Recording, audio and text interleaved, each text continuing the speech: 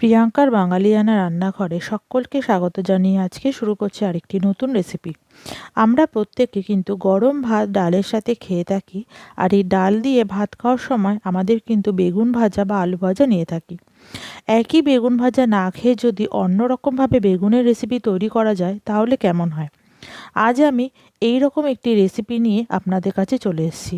চলুন দেখে নেওয়া যাক আজকের রেসিপি।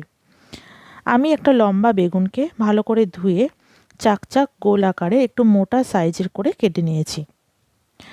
এরপরে আমি কিছু মশলা দেখুন এখানে নিয়েছি, যেমন নুন, হলুদ, জিরের গুঁড়ো, লঙ্কার গুঁড়ো, কালো জিরে, আছে বেসন, আছে সুজি। এখন আমি একটা প্লেটের মধ্যে 1 চামচের মতো, ছোটো চামচের 1 চামচ আমি নিয়ে নিলাম লবণ, আর নিয়ে নিচ্ছি অল্প করে হলুদ গুঁড়ো, নিয়ে নেব অল্প করে জিরে গুঁড়ো, আর নিয়ে নিচ্ছি 1 চামচের মতো, ছোটো চামচের কাশ্মীরি লঙ্কার গুঁড়ো। এরপরে আমি একটু সাদা তেল এই মশলাগুলোর মধ্যে দিয়ে নিলাম। তেলের সাথে মশলাগুলো ভালো করে মিশিয়ে নিতে হবে।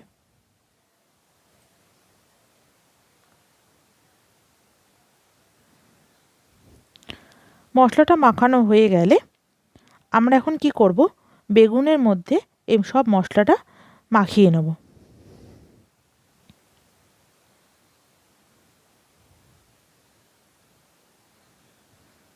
খুব সহজ একটি রেসিপি, আর খুব তাড়াতাড়িও কিন্তু রেসিপিটি হয়ে যায়।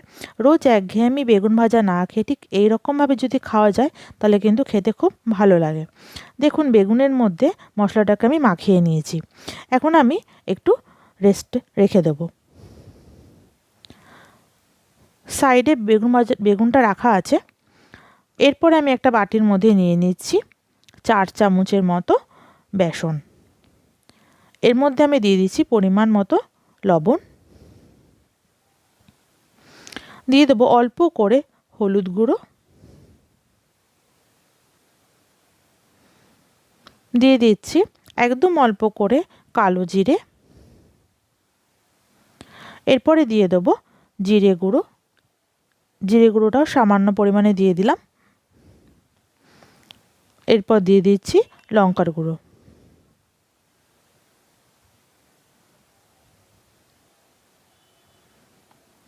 এখন দিয়ে দেবো অল্প করে গোলমরিচের গুঁড়ো। এরপর জল দিয়ে আস্তে আস্তে করে একটা ব্যাটার তৈরি করে নেব। অল্প করে জল দিয়ে দিয়ে একটা ব্যাটার আমি তৈরি করে নিচ্ছি।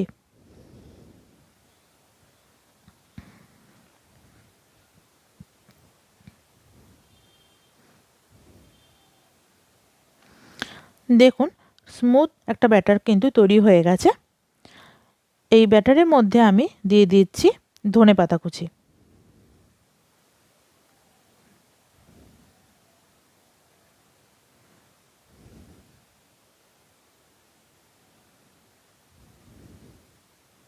ব্যাটারটা কিন্তু রেডি হয়ে গেল।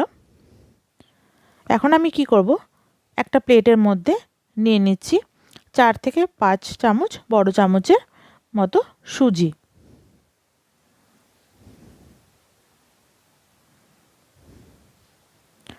এরপরে নেব 2 চামচের মতন পোস্ত।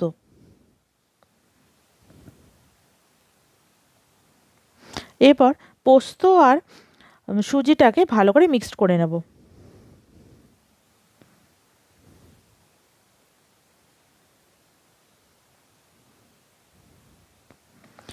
এরপরে যে মশলা মাখানো বেগুনটা আছে সেটা এখন দিয়ে দিচ্ছি ব্যাটারের মধ্যে। যে বেসনটা গুলে রেখেছিলাম তার মধ্যে দিয়ে দিলাম। দিয়ে দেওয়ার পর সুজি আর পোস্তটা যেটা এক করে রেখেছিলাম মিশিয়ে সেটার মধ্যে আমি দিয়ে দিচ্ছি। এটা করতে কিন্তু 2 হাত আমার লেগেছে, কেন ভেজা হাতেই যদি আমি আবার ধরি তাহলে কিন্তু ভালো করে কোটিংটা হবে না, সেই জন্য আমি 2 হাত ব্যবহার করেছি। দেখুন আস্তে আস্তে করে সুজি আর পোস্ত মাখাটা আমি বেগুনের মধ্যে দিয়ে দিচ্ছি। এরপরে খুব আস্তে করে তুলে একটা প্লেটের মধ্যে রেখে দিলাম। ঠিক একই রকমভাবে আরেকটা বেগুনও আমি তৈরি করে নেব।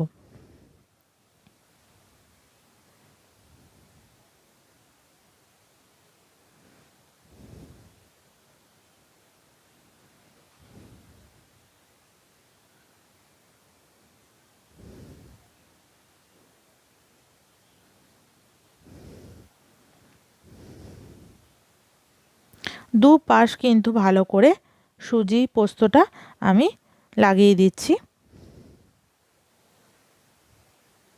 ঠিক একই রকমভাবে বাদবাকিগুলো কিন্তু আমি তৈরি করে রাখবো। দেখুন তৈরি হয়ে গেছে, ভালো মতন করে কিন্তু কোট করে নিয়েছি আমি। এরপর কড়াই বসিয়ে দিয়েছি গ্যাসে। কড়াইয়ের মধ্যে দিয়ে দিলাম 2 থেকে 3 চামচের মতো সাদা তেল। তেলটাকে কি করতে হবে, ভালো করে গরম করে নিতে হবে।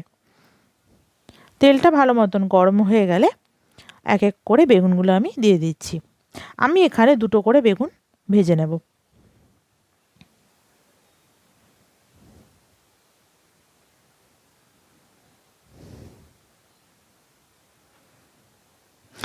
এখন কিন্তু গ্যাসের ফ্লেমটা কিন্তু একদম লোতে রেখে দিতে হবে, তাহলে কিন্তু পুড়ে যাওয়ার সম্ভাবনা থাকবে যদি হাই করা থাকে।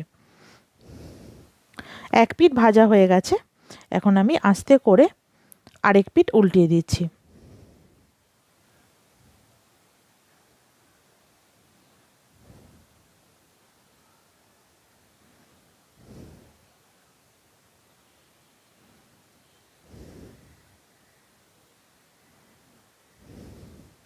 দু পিঠ কিন্তু হালকা লাল করে ভেজে নিতে হবে। দেখুন 2টো পিঠ কিন্তু আমার হালকা লাল করে ভাজা হয়ে গেছে।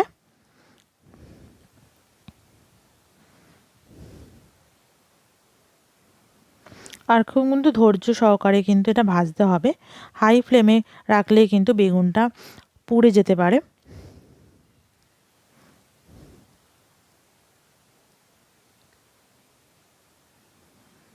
বেগুনটা আমার ভাজা হয়ে গেছে, দেখুন 2 পিঠই ভালো করে হালকা লাল করে ভাজা হয়ে গেছে। এরপর আমি এটা তুলে রেখে দেবো।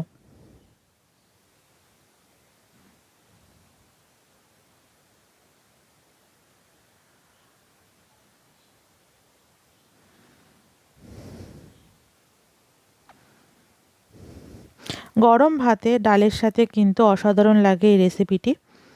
আমি যেরকমভাবে বানালাম আপনাদের কাছে অনুরোধ করছি আপনারাও বাড়িতে ঠিক একই রকমভাবে বানান, আপনাদের কিন্তু খেতে ভালো লাগবে। রোজ একঘেয়েমি বেগুন ভাজা না খেয়ে যদি এইরকম স্পাইসি ব্রিঞ্জাল তাওয়া ফ্রাই খাওয়া যায় তাহলে কিন্তু ভালোই লাগে। ঠিক দেখুন আমি 2টো বেগুন কিন্তু আরেকবার আমি দিয়ে দিলাম। ঠিক একই রকমভাবে কিন্তু আমি বেগুনগুলো আগেরটার মতন কিন্তু হালকা লাল করে ভেজে নেব। তাহলে আজকে তৈরি হয়ে গেল রেসিপি স্পাইসি ব্রিঞ্জাল তাওয়া ফ্রাই। আপনারা বাড়িতে প্লিজ এটা তৈরি করুন আর আমাকে অবশ্যই করে কমেন্টের মাধ্যমে জানাবেন আপনাদের কেমন লেগেছে। আর আমি ওপর দিয়ে একটু ধনেপাতা কুচি দিয়ে দিয়েছি, তাহলে কিন্তু দেখতেও ভালো লাগে আর খেতেও কিন্তু অসাধারণ লাগবে। আমার আজকের রেসিপিটি আপনাদের কেমন লেগেছে আপনারা প্লিজ কমেন্টে জানাবেন, লাইক করবেন, শেয়ার করবেন আর আমার এই চ্যানেলটিকে অবশ্যই করে সাবস্ক্রাইব করে দেবেন আর আমার পাশে থাকার অনুরোধ করছি। আর আপনাদের যদি ভালো লেগে থাকে তাহলে অবশ্যই কমেন্টের মাধ্যমে আমাকে জানান আপনাদের কেমন লেগেছে।